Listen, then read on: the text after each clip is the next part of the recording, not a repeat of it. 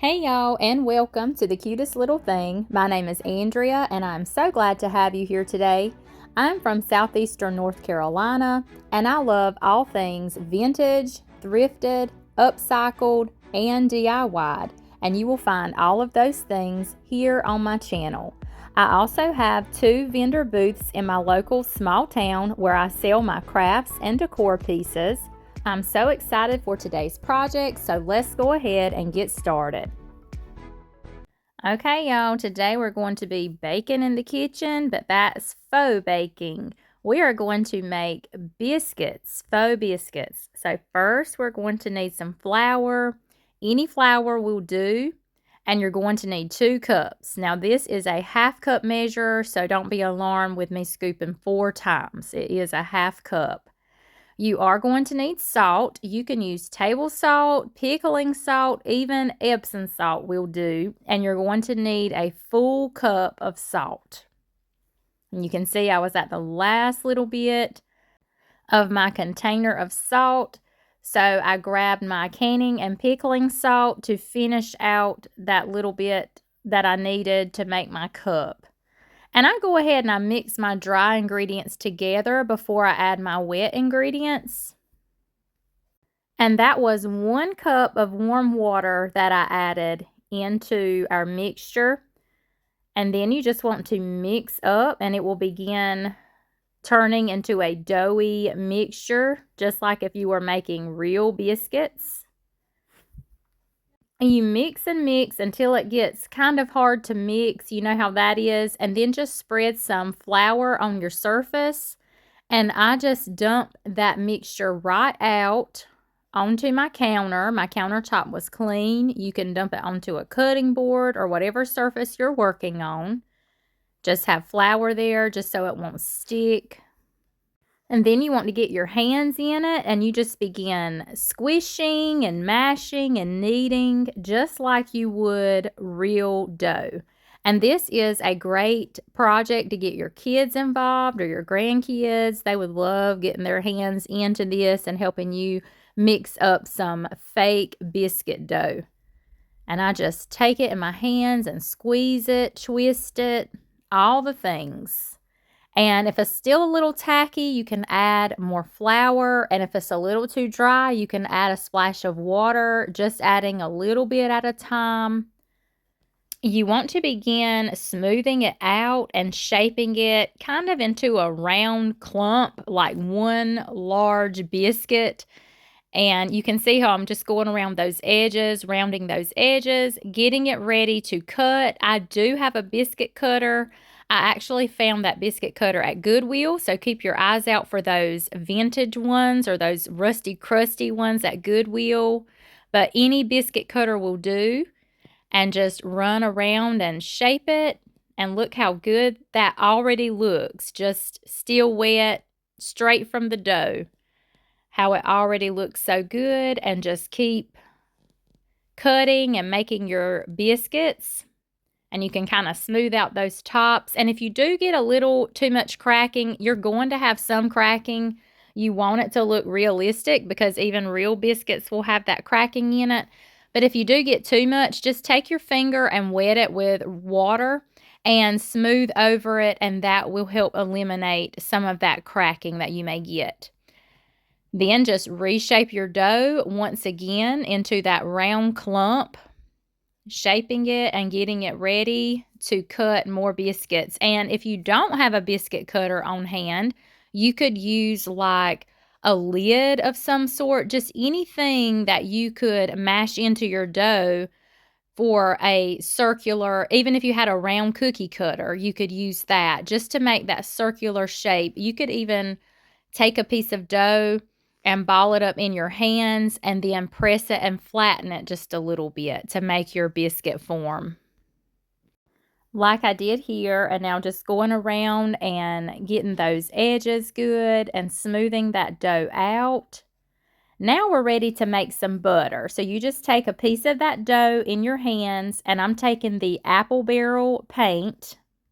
And this is the King's Gold, and I just put a little dab of that paint into that dough, and now I'm mashing and squeezing and mixing that paint into that dough. And it doesn't have to be this exact color. You could use, if you had another yellow on hand, you could use that.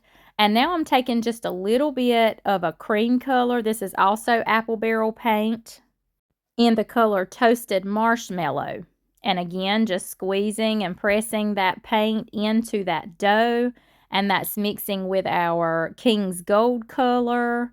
And this is just creating a buttery color. But you could just play around with it, what paints you have on hand, your yellows and your cream colors, to get the color that you like for your butter. And just like you see me doing here, I took a piece of that dough that we added the paint to, and I'm just sort of shaping it into a rounded square, like you would take and get a bat of butter to put on your biscuit. You just want it, you know, kind of rounded, a little bit in a square shape, nothing perfect because it's kind of melty, you know. You want it to look realistic. Now we are making a mixture of black coffee. I had just a tad of vanilla flavoring and a sprinkle of ground cinnamon. I didn't measure, just sprinkling it in that black coffee, just plain black coffee. And if you're not a coffee drinker to have black coffee on hand like that, you can use instant coffee grounds and mix with water. Once you get it good and mixed up, just take you a paintbrush and brush that mixture on the top of your biscuit. You just want it on the top of your biscuit because that's going to give you a pretty browned look, like when you bake your biscuits and they have that golden brown top. That's the look you're going for. So put a coat of that on there.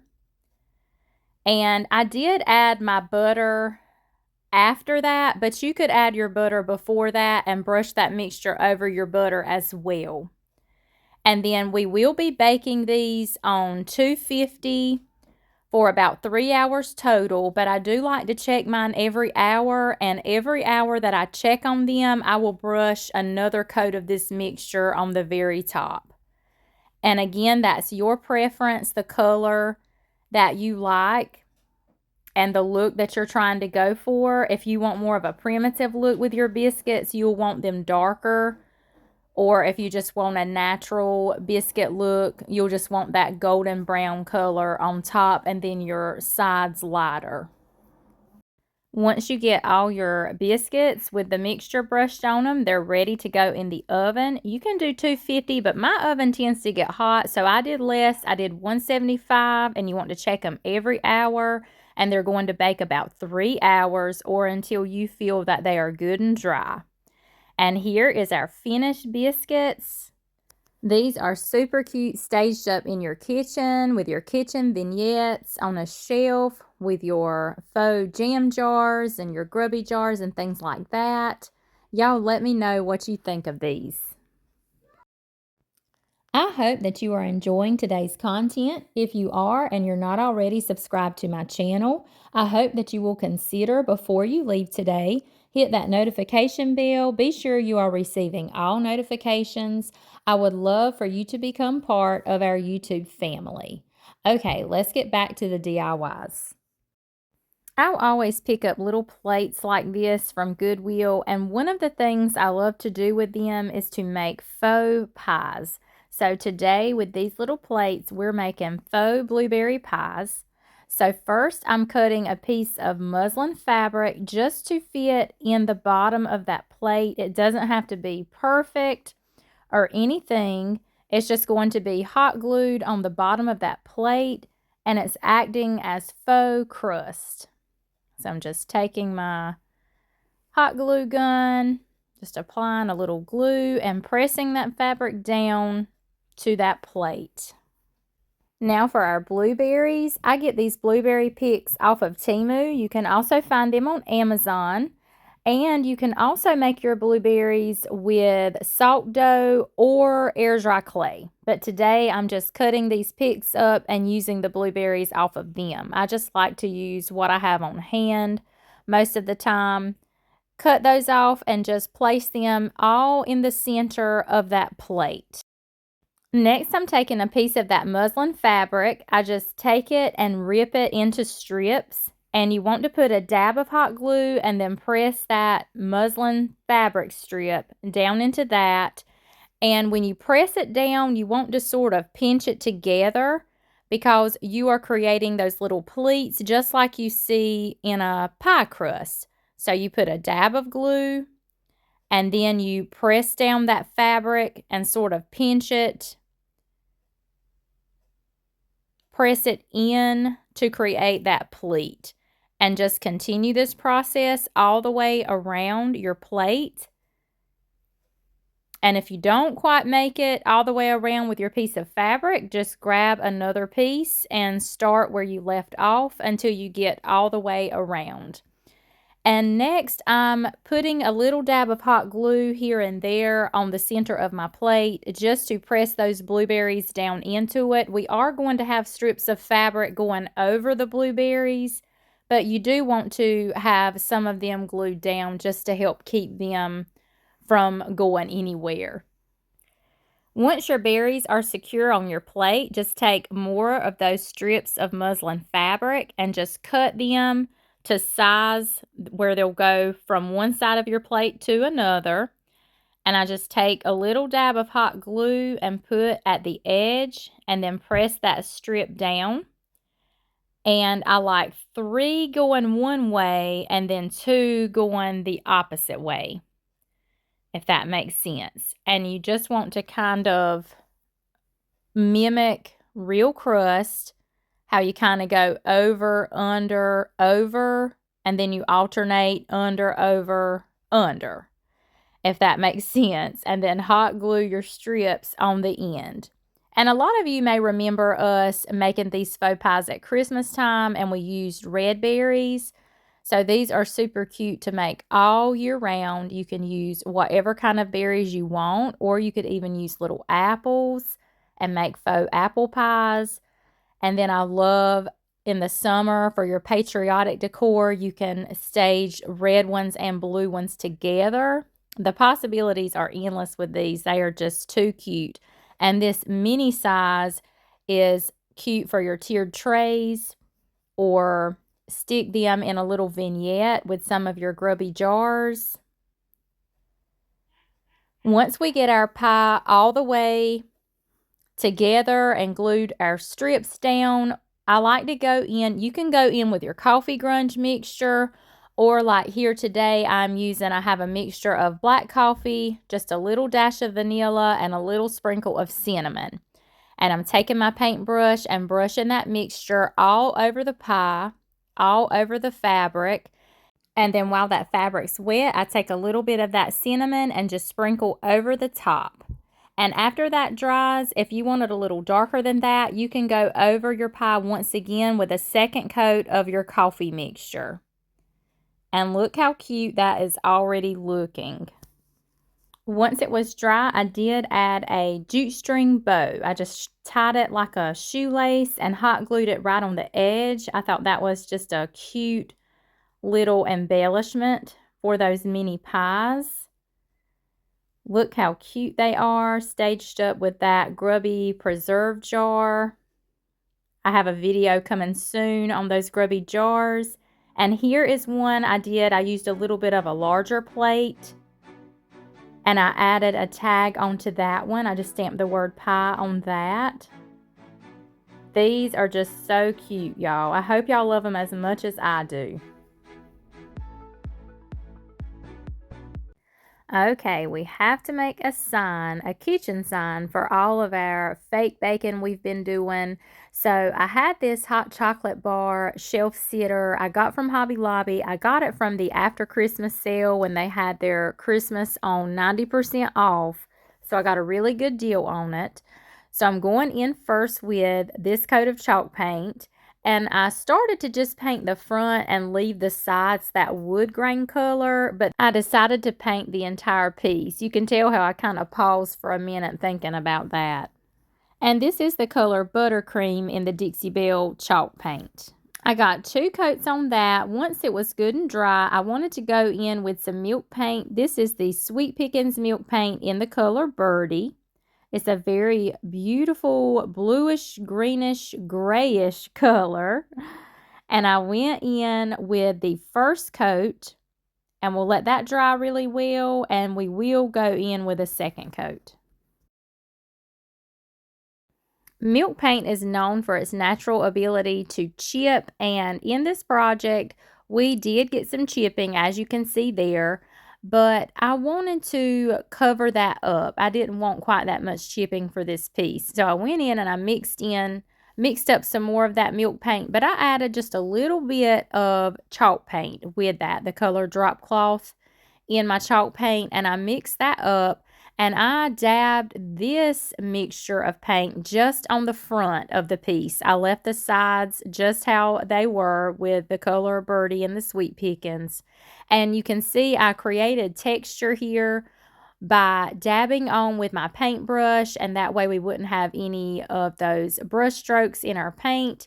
And this is just helping to create some texture on our piece as well. Once that was good and dry, I grabbed this stencil, Bless This Kitchen, and I wanted to take that drop cloth color in the Dixie Belle and apply our stencil here. And I was just going to apply the part that says Bless This Kitchen because the entire stencil would not fit on this piece. So I have my stencil brush here. This brush is from Essential Stencils. I not long ago got this set of brushes and I absolutely love them. They are the best stencil brushes I have ever used. And I just hold my stencil tight. You can position it on your piece. Just be sure it's good and center and straight. And you can tape down your stencil if you would like with painter's tape. But I just hold my stencil with one hand very secure the entire time, keeping a hand on there. And you get a little bit of paint on your brush and you want to offload. So you dab your paintbrush into your paint a little, and then you dab off onto your paper or on your paint palette or whatever you're using. The trick is to not have a lot of paint on your brush, and that will help with smearing and getting paint under your stencil and things like that. And I also like to do a dabbing motion with my paintbrush. I decided I wanted to go over that with a darker color. So this is the color Gravel Road in the Dixie Belle. So after that first coat was good and dry that I did with the drop cloth, I went in with a coat of the Gravel Road. And you can kind of go side to side, but you can also just dab up and down with your paintbrush. And be light-handed. You don't want to be heavy-handed to just help those bristles not go under your stencil and cause smearing. After that, I gave it a dry with my heat tool. You want to be careful and not get that plastic stencil too hot. I did give it a second coat, and there is the reveal. I think it looks awesome the way the white kind of outlines, or the drop cloth color kind of outlines the darker color. And then I decided to go in with my Dixie Belle's Best Dang Wax in the gray grunge. And I took a little on my brush and just blended it all in the sign. You want to be sure where you stenciled is good and dry so you won't have any smearing where your words are. And I kind of applied that gray grunge heavily all over my piece, even on the sides.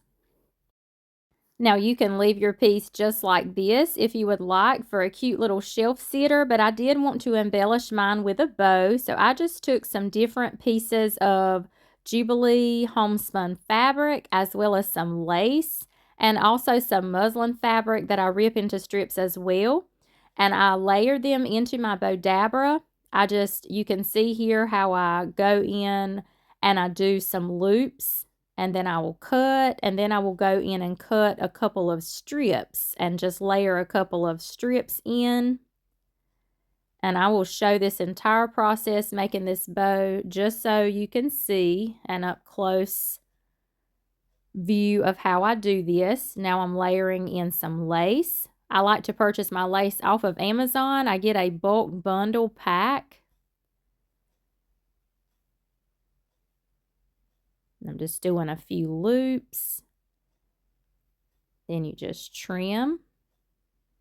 And once you are satisfied with the thickness of your bow and how much fabric and ribbon you have layered in. You just pull up on those jute strings, and I like to tie a double knot, give it a little shake, and fluff all those ribbons and fabrics out, and just adjust them and get them fluffed out. I did decide to take my sandpaper here and go over the entire sign. I just like that look you get doing this after you apply your wax. You just go over really quickly with your sandpaper and see that look we get with that. And I found the perfect button to embellish our bow with, sort of that same grayish color that's in our wording there. Put you a dab of hot glue on the back of your bow and stick it right down. I put it on the top corner of that sign, and you can just adjust those ribbons how you'd like. And look how cute this is. I did decide to add a tag, and I went in with that same gravel road color, and I painted up that cardboard tag I get from Amazon. I get a pack of those off of Amazon. And I had a stamp here with some wording on it, and that's what I decided to stamp on that tag. And that's black ink that I'm using there, the archival ink, or it may be IOD. I have both. I went in, that tag was a little dark, so I went in with my white, my Dixie Belle's Best Dang Wax in the white, and I lightened it up just a little bit. I took a blender brush and applied that wax on that tag. And that lightened it up a bit and helped you see that writing a bit better on that tag. Next, I decided to add greenery around our bow. This greenery, it comes in a garland form off of Amazon. It's their eucalyptus garland greenery. And I did decide to add some of that. I just placed it underneath each side of the bow and hot glued it in place. And I really liked how that looked. And then I positioned that tag beside of that bow. And that was that. I love how this turned out. I love the added greenery as well and the added color. Y'all let me know what you think of this one.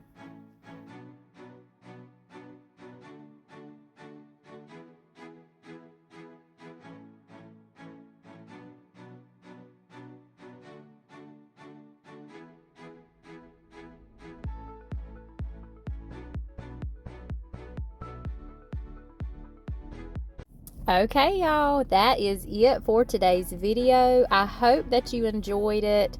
I love making fake bakes. It is one of my favorite DIY projects ever. Y'all let me know what is your favorite from today. And also let me know if you have already tried these fake bakes with the biscuits and the blueberry pies. And let me know if you will be trying them. I hope you all have a great week ahead, a very blessed week. Don't forget to leave me a comment down below. And if you're not already subscribed to my channel, I hope that you will subscribe before you leave today. Check that notification bell. Be sure you are receiving all notifications from my channel so you won't miss any future videos. Have a blessed week, my friends, and I will see you on the next one. Bye for now.